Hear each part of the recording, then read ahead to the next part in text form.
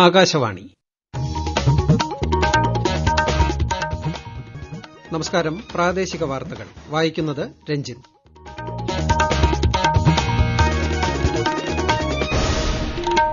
പ്രധാന വാർത്തകൾ. പാലക്കാട് വിധിയെഴുതുന്നു. ഉച്ചയോടടുക്കുമ്പോൾ വോട്ട് രേഖപ്പെടുത്തിയത് 25% പേർ. ഉപതെരഞ്ഞെടുപ്പ് നടക്കുന്ന മറ്റ് സംസ്ഥാനങ്ങളിലും വോട്ടെടുപ്പ് പുരോഗമിക്കുന്നു. ഝാർഖണ്ഡിലെയും മഹാരാഷ്ട്രയിലെയും നിയമസഭാ തെരഞ്ഞെടുപ്പിൽ പോളിംഗ് ശതമാനം ഉയരുന്നു. പ്രധാനമന്ത്രി നരേന്ദ്രമോദിക്ക് ഗയാനയുടെയും ബാർബഡോസിന്റെയും പരമോന്നത ബഹുമതി. മുൻ മന്ത്രിയും എംഎൽഎയുമായ ആന്റണി രാജു ഉൾപ്പെട്ട തൊണ്ടിമുതൽ കേസിൽ അന്വേഷണം നടത്തുന്നതിന് എതിരെ സമർപ്പിച്ച ഹർജി സുപ്രീംകോടതി തള്ളി. അർജന്റീന ഫുട്ബോൾ ടീം അടുത്ത വർഷം കേരളത്തിലെത്തുമെന്ന് മന്ത്രി വി അബ്ദുറഹിമാൻ. വനിതാ ഹോക്കി ഏഷ്യൻ ചാമ്പ്യൻസ് ട്രോഫി ഫൈനലിൽ ഇന്ത്യ ഇന്ന് ചൈനയുമായി ഏറ്റുമുട്ടും. വാർത്തകൾ വിശദമായി. നിയമസഭാ തെരഞ്ഞെടുപ്പ് നടക്കുന്ന മഹാരാഷ്ട്ര, ഝാർഖണ്ഡ് സംസ്ഥാനങ്ങളിലെയും ഉപതെരഞ്ഞെടുപ്പ് നടക്കുന്ന ലോക്സഭാ, നിയമസഭാ മണ്ഡലങ്ങളിലെയും എല്ലാ വോട്ടർമാരോടും സമ്മതിദാനാവകാശം വിനിയോഗിക്കാൻ ആഹ്വാനം ചെയ്ത പ്രധാനമന്ത്രി നരേന്ദ്രമോദി യുവാക്കളും വനിതകളും ഉൾപ്പെടെ എല്ലാവരും വോട്ട് രേഖപ്പെടുത്താനായി മുന്നോട്ട് വരണമെന്ന് പ്രധാനമന്ത്രി അഭ്യർത്ഥിച്ചു. ഉപതെരഞ്ഞെടുപ്പ് നടക്കുന്ന കേരളത്തിലെ പാലക്കാട് നിയമസഭാ മണ്ഡലത്തിൽ ഉച്ചയോടടുക്കുമ്പോൾ പോളിംഗ് 25%-ഓടടുക്കുന്നു. കൂടുതൽ വിവരങ്ങളുമായി ആകാശവാണി പ്രതിനിധി ഫൈസൽ അലിമുത്ത് ചേരുന്നു. ഫൈസൽ, ശക്തമായ ത്രികോണ മത്സരം നടക്കുന്ന പാലക്കാട് ഓരോ വോട്ടും വളരെ നിർണായകമാണ്. വോട്ടിംഗ് സമയം ഏകദേശം പകുതി പിന്നിടുമ്പോൾ എങ്ങനെയാണ് മണ്ഡലത്തിലെ പൊതുവെയുള്ള പ്രതികരണം? പാലക്കാട് മണ്ഡലത്തിലെ മാത്തൂർ പഞ്ചായത്തിലെ പോളിംഗ് ബൂത്തിലാണ് ഉള്ളത്. ഇവിടെ തുടക്കത്തിൽ വളരെ മന്ദഗതിയിൽ ആരംഭിച്ച പോളിംഗ് ഇപ്പോൾ മികച്ച രീതിയിൽ പുരോഗമിക്കുന്നുണ്ട്. പാലക്കാട് മണ്ഡലത്തിൽ ആകെ 35% പോളിംഗ് ആയിട്ടുണ്ടെന്നാണ് ഏറ്റവും അവസാനത്തെ കണക്ക്. 1,94,706 വോട്ടുകളാണ് മണ്ഡലത്തിലുള്ളത്. ഇതിൽ ഏകദേശം 60,000-ഓടടുത്ത് വോട്ടുകൾ രേഖപ്പെടുത്തി കഴിഞ്ഞു എന്ന് തന്നെയാണ് പറയുന്നത്. മികച്ച പോളിംഗ് പുരോഗമിക്കുന്നു എന്നാണ് എല്ലാ മണ്ഡലത്തിൽ നിന്നുള്ള റിപ്പോർട്ടുകൾ. 184 മണ്ഡലങ്ങളിലും പോളിംഗ് വളരെ സുഗമമായും സമാധാനപരമായും തന്നെയാണ് പുരോഗമിക്കുന്നത്.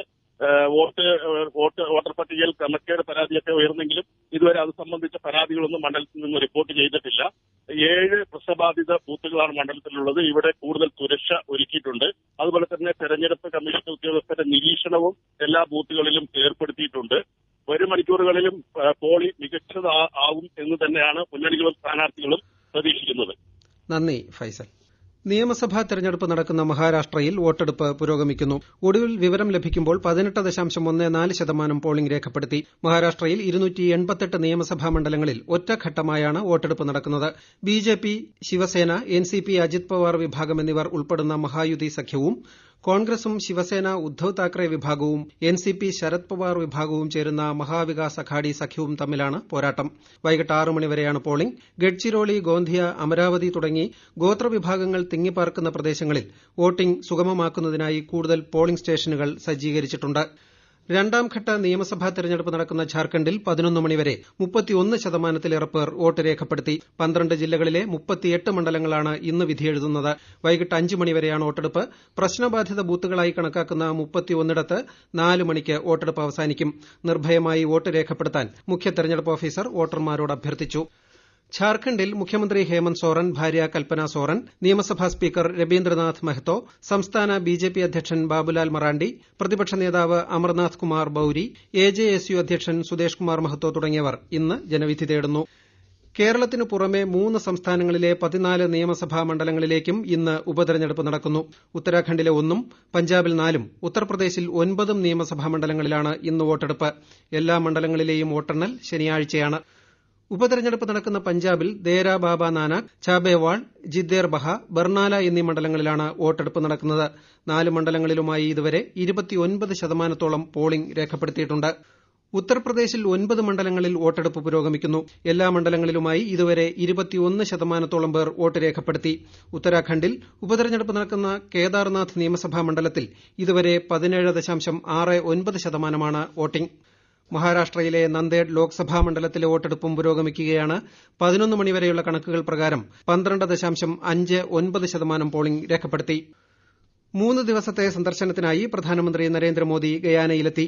ബ്രസീലിൽ നടന്ന G20 ഉച്ചകോടിയിൽ പങ്കെടുത്ത ശേഷമാണ് പ്രധാനമന്ത്രിയുടെ ഗയാന സന്ദർശനം. 1968 ശേഷം ഒരു ഇന്ത്യൻ പ്രധാനമന്ത്രി നടത്തുന്ന ആദ്യ സന്ദർശനമാണിത്. 3 ദിവസത്തെ സന്ദർശനത്തിനിടെ ഗയാന പ്രസിഡന്റ് മുഹമ്മദ് ഇർഫാൻ അലിയുമായി ശ്രീ മോദി ചർച്ച നടത്തും. രണ്ടാം കാരിക്കോം ഇന്ത്യ ഉച്ചകോടിയിൽ പങ്കെടുക്കുന്ന പ്രധാനമന്ത്രി കാരിക്കോം അംഗരാജ്യങ്ങളിലെ നേതാക്കളുമായി കൂടിക്കാഴ്ചയും നടത്തും. ഗയാന പാർലമെന്റിനെയും ഇന്ത്യൻ പ്രവാസികളെയും പ്രധാനമന്ത്രി അഭിസംബോധന ചെയ്യും.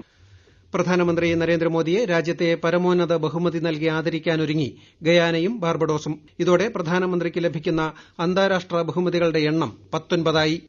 അർജന്റീന ഫുട്ബോൾ ടീം അടുത്ത വർഷം കേരളത്തിലെത്തുമെന്ന് മന്ത്രി വി അബ്ദുറഹിമാൻ. തിരുവനന്തപുരത്ത് വാർത്താ സമ്മേളനത്തിൽ സംസാരിക്കുകയായിരുന്നു മന്ത്രി. മെസ്സി ഉൾപ്പെടെയുള്ള ടീമാകും എത്തുക. അർജന്റീന ടീം കൊച്ചിയിൽ പ്രദർശന മത്സരം കളിക്കുമെന്നും മന്ത്രി വ്യക്തമാക്കി. നമ്മുടെ രാജ്യത്ത് തന്നെ ലോകത്ത് തന്നെ ഒന്നാം നമ്പർ ടീമായിട്ടുള്ള മെസ്സി അടക്കമുള്ള അർജന്റീനിയൻ നാഷണൽ ടീം 2025 ഇവിടെ വരികയാണ്. ഇതുമായി ബന്ധപ്പെട്ടുള്ള ഔദ്യോഗികമായിട്ടുള്ള ഒരു പ്രഖ്യാപനം അത് അർജന്റീനയാണ് നടത്തുന്നത്. അവര് അടുത്ത 1.5 മാസത്തിനകം ഒരു കേരളത്തിൽ വരും. കേരളത്തിൽ വന്നതിന് ശേഷം ഔദ്യോഗികമായി സർക്കാരും അർജന്റീനിയൻ നാഷണൽ ടീമും സംയുക്തമായിട്ടുള്ള ഒരു പ്രഖ്യാപനം നടത്താനാണ് ഇപ്പോൾ തീരുമാനിച്ചിട്ടുള്ളത്. സർക്കാരിന്റെ പൂർണ്ണ നിയന്ത്രണത്തിലാണ് ഈ മത്സരം നടക്കുക.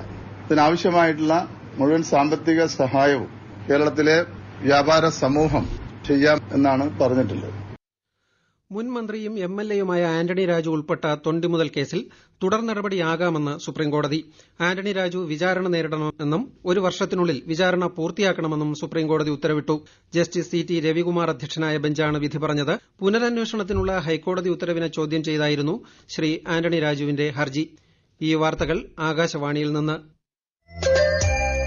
ആകാശവാണി വാർത്തകളും വാർത്താ അധിഷ്ഠിത പരിപാടികളും All India Radio News Thiruvananthapuram YouTube ചാനലിലും @All India Radio News Thiruvananthapuram Facebook പേജിലും AIR ന്യൂസ് തിരുവനന്തപുരം ഇൻസ്റ്റഗ്രാം അക്കൌണ്ടിലും @AIR ന്യൂസ് TVM X ഹാൻഡിലും ലഭ്യമാണ്. തിരഞ്ഞെടുപ്പ് പോലുള്ള നിർണായക ഘട്ടങ്ങളിൽ കെട്ടിച്ചമച്ച കാര്യങ്ങൾ പ്രചരിപ്പിക്കുന്നത് മാധ്യമ വിശ്വാസ്യത തകർക്കുമെന്ന് മന്ത്രി ആർ ബിന്ദു. കൊച്ചി കേരള മീഡിയ അക്കാദമിയിൽ ബിരുദ സമ്മേളനവും മാധ്യമ അവാർഡ് സമർപ്പണവും ഉദ്ഘാടനം ചെയ്യുകയായിരുന്നു അവർ. കാപട്യങ്ങളിൽ അഭിരമിക്കുകയും ബഹുഭൂരിപക്ഷം ജനങ്ങളെയും ഉപഭോഗ സംസ്കാരത്തിലേക്ക് എത്തിക്കുകയുമാണ് പല കോർപ്പറേറ്റ് മാധ്യമങ്ങളും ചെയ്യുന്നതെന്നും മന്ത്രി പറഞ്ഞു. രാജ്യത്തെ ആദ്യ 24/7 ഓൺ കോടതിയുടെ പ്രവർത്തനങ്ങൾക്ക് കൊല്ലത്ത് തുടക്കം. പൂർണ്ണമായും കടലാസ് രഹിതമായാണ് മുഴുവൻ സമയ പ്രവർത്തന നിരതമായ ഈ ഹൈബ്രിഡ് കോടതിയുടെ പ്രവർത്തനം. കൂടുതൽ വിവരങ്ങളുമായി ആകാശവാണി കൊല്ലം ജില്ലാ പ്രതിനിധി നീരജ് ലാൽ. സുപ്രീം കോടതിയുടെ കോടതി നയത്തിന്റെ ഭാഗമായാണ് മുഴുവൻ സമയ കോടതി കൊല്ലത്ത് യാഥാർത്ഥ്യമാകുന്നത്. ഓപ്പൺ ആൻഡ് നെറ്റ്വർക്കിംഗ് കോടതിയുടെ പ്രവർത്തനം നിലവിലുള്ള കോടതി സംവിധാനത്തിൽ നിന്നും വ്യത്യസ്തമാണ്. കേസുകൾ ഓൺലൈനായി 24 മണിക്കൂറും ഫയൽ ചെയ്യാൻ സാധിക്കും. സമൻസ് ഉൾപ്പെടെയുള്ള രേഖകൾ ഡിജിറ്റലാണ്. പേയ്മെന്റ് മുഖേനയാണ് ഫീസ് അടയ്ക്കാൻ സാധിക്കുക. ജാമ്യമെടുക്കുന്നതിന് പോലും കക്ഷികൾ നേരിട്ട് ഹാജരാകേണ്ടതില്ല. രേഖകൾ ഓൺലൈൻ മുഖേന അപ്ലോഡ് ചെയ്താൽ മതിയാകും. നെഗോഷ്യബിൾ ഇൻസ്ട്രുമെന്റ് നിയമപ്രകാരം ചെക്ക് ബൌൺസ് കേസുകളാണ് കോടതിയിൽ ഫയൽ ചെയ്യാനാകുക. കൊല്ലത്തെ 3 മജിസ്ട്രേറ്റ് കോടതികളിലും ചീഫ് ജുഡീഷ്യൽ മജിസ്ട്രേറ്റ് കോടതിയിലും ഫയൽ ചെയ്യേണ്ട ചെക്ക് കേസുകൾ ഇനി മുതൽ പുതിയ കോടതിയിലാണ് നൽകേണ്ടത്. ശബരിമലയിൽ തിരക്ക് വർദ്ധിക്കുന്നു. 5 ദിവസം പിന്നിടുമ്പോൾ ദർശനത്തിന് നീണ്ട നിരയാണ് ദൃശ്യമാകുന്നത്. ശബരിമലയിലെത്തുന്ന കുട്ടികൾക്ക് പോലീസിന്റെ പ്രത്യേക സുരക്ഷാ സംവിധാനം ഏർപ്പെടുത്തി. മല കയറാനെത്തുന്ന 10 വയസ്സിൽ താഴെയുള്ള കുട്ടികളുടെ കയ്യിൽ പേരും കൂടെയുള്ള മുതിർന്ന ആളിന്റെ മൊബൈൽ നമ്പരും രേഖപ്പെടുത്തിയ ബാൻഡ് കെട്ടിയാണ് വിടുന്നത്. ജയിൽ ജീവനക്കാരുടെ 2ാമത് ഉത്തരമേഖലാ സ്പോർട്സ് മീറ്റ് നാളെ കണ്ണൂരിൽ ആരംഭിക്കും. Kannur central prison and correctional home parade ഗ്രൌണ്ടിൽ നടക്കുന്ന മീറ്റിൽ പാലക്കാട് മുതൽ കാസർഗോഡ് വരെയുള്ള ജില്ലകളിലെ 500ഓളം ജീവനക്കാർ പങ്കെടുക്കും. സന്തോഷ് ട്രോഫി ഫൈനൽ റൌണ്ട് യോഗ്യതയ്ക്കായി ഗ്രൂപ്പിലെ ആദ്യ മത്സരത്തിൽ കേരളം ഇന്ന് റെയിൽവേസുമായി കളിക്കും. വൈകിട്ട് 3:30 കോഴിക്കോട് കോർപ്പറേഷൻ സ്റ്റേഡിയത്തിലാണ് മത്സരം. ആകാശവാണിക്ക് വേണ്ടി സുരേഷ് ബാബു നൽകുന്ന വിവരങ്ങൾ. 8ാം കിരീട നേട്ടമെന്ന അടങ്ങാത്ത മോഹവുമായി സന്തോഷ് ട്രോഫിയുടെ കളത്തിൽ കേരളം എത്തുമ്പോൾ നിറയെ പ്രതീക്ഷകളാണ്. കരുത്തുറ്റ പുതുനിരയാണ് ഇത്തവണത്തേത്. സൂപ്പർ ലീഗ് കേരളയിൽ ബൂട്ട് കെട്ടിയ 10 താരങ്ങൾക്കൊപ്പം ഈസ്റ്റ് ബംഗാളിന്റെ 5 താരങ്ങളും അടങ്ങുന്ന കേരള സ്ക്വാഡ് എന്നത്തെക്കാളും പവർഫുൾ തന്നെ. ഫൈനൽ റൌണ്ടിലേക്കുള്ള യോഗ്യത ഉറപ്പാക്കണമെങ്കിൽ ഇന്നത്തെ ജയം അനിവാര്യമാണ്. എതിരാളികളാകട്ടെ കരുത്തരായ റെയിൽവേസും. അഗസ്റ്റോ ഡി സിൽവ പരിശീലിപ്പിച്ച റെയിൽവേസ് ടീമും പരിചയസമ്പന്നത കൊണ്ട് സമ്പന്നമാണ്. ക്യാപ്റ്റൻ സഞ്ജുവും മുന്നേറ്റ താരം നിജോ ഗിൽബർട്ടും ഗോൾ കീപ്പർ ഹജ്മലും സൂപ്പർ താരം ഗനീൻ എല്ലാം ചേരുന്ന കേരളം ഒത്തിണക്കത്തിലും പരിചയ സമ്പന്നതയിലും മുന്നിലാണെന്നാണ് കോച്ച് ബിബി തോമസിന്റെ കണക്കുകൂട്ടൽ. റെയിൽവേസിന് പുറമെ ലക്ഷദ്വീപ്, പുതുശ്ശേരി എന്നിവരാണ് ഗ്രൂപ്പിൽ കേരളത്തിന്റെ മറ്റെതിരാളികൾ. ഇന്ന് രാവിലെ നടന്ന മത്സരത്തിൽ ലക്ഷദ്വീപിനെ 2-3 ഗോളുകൾക്ക് പുതുച്ചേരി പരാജയപ്പെടുത്തി. ഹോക്കി വനിതാ ഏഷ്യൻ ചാമ്പ്യൻസ് ട്രോഫി ഫൈനലിൽ ഇന്ത്യ ഇന്ന് ചൈനയുമായി ഏറ്റുമുട്ടും. ബീഹാറിലെ രാജ്ഗീറിലാണ് മത്സരം. ഇന്നലെ നടന്ന സെമിയിൽ ജപ്പാനെ എതിരില്ലാത്ത 2 ഗോളിന് തോൽപ്പിച്ചാണ് ആതിഥേയരായ ഇന്ത്യ ഫൈനൽ കടന്നത്. അതേസമയം സെമിയിൽ മലേഷ്യയെ പരാജയപ്പെടുത്തിയാണ് ചൈനയുടെ ഫൈനൽ പ്രവേശം. ഇന്ന് ബാലാവകാശ ദിനം. കുട്ടികളുടെ അവകാശങ്ങൾ സംരക്ഷിക്കാനും സന്തോഷവും സമത്വവും ഉറപ്പുവരുത്താനുമാണ് ബാലാവകാശ ദിനം ആചരിക്കുന്നത്. കണ്ണൂർ അഴീക്കോട് നിയോജക മണ്ഡലത്തിൽ ഇന്ന് സ്കൂൾ ഫുട്ബോൾ ടൂർണമെന്റിന് തുടക്കമാകും. നിയോജക മണ്ഡലത്തിലെ മുഴുവൻ സ്കൂളുകളും തമ്മിൽ ഫുട്ബോൾ ടൂർണമെന്റ് സംഘടിപ്പിക്കുന്നതിലൂടെ വിദ്യാർത്ഥികളുടെ കായികക്ഷമത വർദ്ധിപ്പിക്കുകയാണ് ലക്ഷ്യമെന്ന് കെ വി സുമേഷ് MLA പറഞ്ഞു.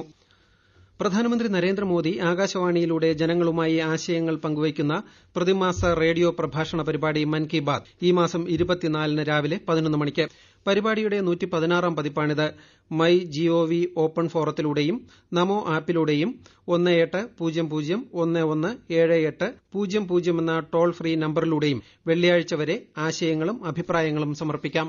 ഭീകരാക്രമണം തടയുന്നതിന്റെ ഭാഗമായി നാവികസേനയുടെ നേതൃത്വത്തിൽ നടത്തുന്ന സീ വിജിൽ 24 ഇന്നും നാളെയും കേരള ലക്ഷദ്വീപ് തീരങ്ങളിൽ നടക്കും. വിവിധ സംസ്ഥാനങ്ങളിലെ തീരപ്രദേശങ്ങളിൽ ഭീകരാക്രമണം സംബന്ധിച്ച പ്രതിരോധ സന്നദ്ധത ഉറപ്പാക്കുന്നതിന്റെ ഭാഗമായാണ് പരിപാടി. രാജ്യരക്ഷാമന്ത്രി രാജ്നാഥ് സിംഗ് ചൈനീസ് പ്രതിരോധ മന്ത്രി ഡോങ് ജുന്നുമായി ഇന്ന് ലാവോസിൽ കൂടിക്കാഴ്ച നടത്തും. ആസിയാൻ പ്രതിരോധ മന്ത്രിമാരുടെ യോഗത്തോടനുബന്ധിച്ചാണ് കൂടിക്കാഴ്ച. യഥാർത്ഥ നിയന്ത്രണ രേഖയിൽ നിന്നുള്ള സേനാ പിന്മാറ്റത്തിന് ശേഷം നടത്തുന്ന ആദ്യ കൂടിക്കാഴ്ചയായിരിക്കും ഇത്.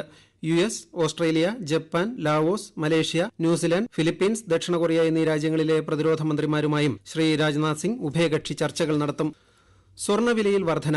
ഗ്രാമിന് 50 രൂപ കൂടി 7115 രൂപയും പവന് 400 രൂപ ഉയർന്ന് 56,920 രൂപയുമാണ് ഇന്നത്തെ വില.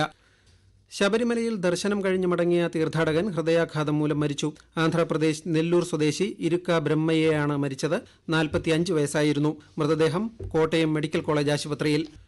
കോട്ടയം പനച്ചിക്കാട് ബൈക്കും കാറും കൂട്ടിയിടിച്ച് ബൈക്ക് യാത്രികന് ദാരുണാന്ത്യം. പനച്ചിക്കാട് പഞ്ചായത്ത് വികസന സമിതി സ്ഥിരം സമിതി അധ്യക്ഷ പ്രിയ മധുസൂദനന്റെ ഭർത്താവ് ചാന്നാനിക്കാട് പുളിവേലിൽ മധുസൂദനൻ നായരാണ് മരിച്ചത്.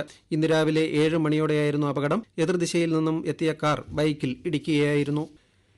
20,58,000 പുതിയ തൊഴിലാളികൾ സെപ്റ്റംബർ മാസത്തിൽ മാത്രം എംപ്ലോയീസ് സ്റ്റേറ്റ് ഇൻഷുറൻസ് പദ്ധതിയിൽ ചേർന്നതായി കേന്ദ്ര സർക്കാർ. ESIC പുറത്തുവിട്ട കണക്ക് പ്രകാരം കഴിഞ്ഞ വർഷം ഇതേ കാലയളവിനെ അപേക്ഷിച്ച് 9% വളർച്ചയാണ് രേഖപ്പെടുത്തിയത്. ആകെ രജിസ്റ്റർ ചെയ്തവരിൽ 49% വരുന്ന 10,05,000 പേർ 25 വയസ്സിൽ താഴെ പ്രായമുള്ളവരാണ്. വായു ഗുണനിലവാരം മോശം അവസ്ഥയിൽ തുടരുന്ന പശ്ചാത്തലത്തിൽ 50% ജീവനക്കാർക്കും വർക്ക് ഫ്രം ഹോം നടപ്പാക്കാൻ ഡൽഹി സർക്കാർ തീരുമാനിച്ചു. ഈ നടപടി പ്രാവർത്തികമാക്കുന്നത് സംബന്ധിച്ച് പരിസ്ഥിതി മന്ത്രി ഗോപാൽ റായ് ഇന്നൊരു യോഗം വിളിച്ചു ചേർത്തു. അതേസമയം രാജ്യ തലസ്ഥാനത്ത് വായുവിന്റെ ഗുണനിലവാരം വളരെ മോശം അവസ്ഥയെ സൂചിപ്പിക്കുന്ന 427 ഇന്ന് രേഖപ്പെടുത്തിയത്. കണ്ണൂർ ജില്ലാ ലീഗ് ഫുട്ബോൾ ചാമ്പ്യൻഷിപ്പ് വെള്ളിയാഴ്ച കണ്ണൂർ ജവഹർ സ്റ്റേഡിയത്തിൽ ആരംഭിക്കും. ജില്ലയിലെ 56 ക്ലബ്ബുകൾ 8 ഡിവിഷനുകളിലായി മത്സരിക്കുമെന്ന് ജില്ലാ ഫുട്ബോൾ അസോസിയേഷൻ ഭാരവാഹികൾ കണ്ണൂരിൽ അറിയിച്ചു. 55ാമത് ഇന്ത്യ അന്താരാഷ്ട്ര ചലച്ചിത്രോത്സവത്തിന് ഇന്ന് ഗോവയിൽ തിരിതെളിയും. ഉദ്ഘാടന ചടങ്ങിനുള്ള എല്ലാ ഒരുക്കങ്ങളും പൂർത്തിയായതായി ഗോവ മുഖ്യമന്ത്രി പ്രമോദ് സാവന്ത് പറഞ്ഞു. ഈ വർഷത്തെ ചലച്ചിത്രമേളയിൽ നിരവധി പുതിയ കാര്യങ്ങൾ ഉൾപ്പെടുത്തിയതായും ഇത് യുവ ചലച്ചിത്ര പ്രവർത്തകർക്കായി സമർപ്പിക്കുന്നുവെന്നും വാർത്താവിതരണ പ്രക്ഷേപണ സെക്രട്ടറി സഞ്ജയ് ജാജു പറഞ്ഞു. 100 രാജ്യങ്ങളിൽ നിന്നായി 400ഓളം സിനിമകൾ മേളയിൽ പ്രദർശിപ്പിക്കുന്നുണ്ട്. ഈ മാസം 28 വരെയാണ് മേള. പ്രധാന വാർത്തകൾ വീണ്ടും. പാലക്കാട് വിധിയെഴുതുന്നു. ഉച്ചയോടടുക്കുമ്പോൾ വോട്ട് രേഖപ്പെടുത്തിയത് 25% പേർ. ഉപതെരഞ്ഞെടുപ്പ് നടക്കുന്ന മറ്റ് സംസ്ഥാനങ്ങളിലും വോട്ടെടുപ്പ് പുരോഗമിക്കുന്നു. ഝാർഖണ്ഡിലെയും മഹാരാഷ്ട്രയിലെയും നിയമസഭാ തെരഞ്ഞെടുപ്പിൽ പോളിംഗ് ശതമാനം ഉയരുന്നു. പ്രധാനമന്ത്രി നരേന്ദ്രമോദിക്ക് ഗയാനയുടെയും ബാർബഡോസിന്റെയും പരമോന്നത ബഹുമതി. മുൻമന്ത്രിയും MLAയുമായ ആന്റണി രാജു ഉൾപ്പെട്ട തൊണ്ടിമുതൽ കേസിൽ അന്വേഷണം നടത്തുന്നതിന് എതിരെ സമർപ്പിച്ച ഹർജി സുപ്രീംകോടതി തള്ളി. അർജന്റീന ഫുട്ബോൾ ടീം അടുത്ത വർഷം കേരളത്തിലെത്തുമെന്ന് മന്ത്രി വി അബ്ദുറഹിമാൻ. വനിതാ ഹോക്കി ഏഷ്യൻ ചാമ്പ്യൻസ് ട്രോഫി ഫൈനലിൽ ഇന്ത്യ ഇന്ന് ചൈനയുമായി ഏറ്റുമുട്ടും. പ്രാദേശിക വാർത്തകൾ കഴിഞ്ഞു. അടുത്ത വാർത്താ പ്രക്ഷേപണം 12:50.